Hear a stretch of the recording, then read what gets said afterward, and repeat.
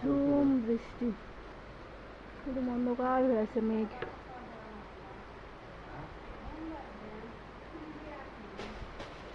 বের হয়েছি, যাবো এক জায়গায় একেবারে।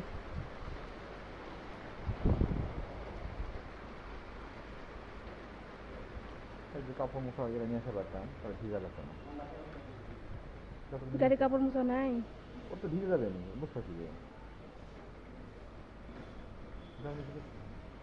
থামছে, থামে নাই তো, কেমন করে যাবা? ছাতা নিয়ে যাচ্ছি। হ্যাঁ, যাওয়া যাবে না, ছাতা নিয়েও গেলে ভিজে যাবে হুট করে। মেঘ দেখতে না দেখতে বৃষ্টি চলে আসছে।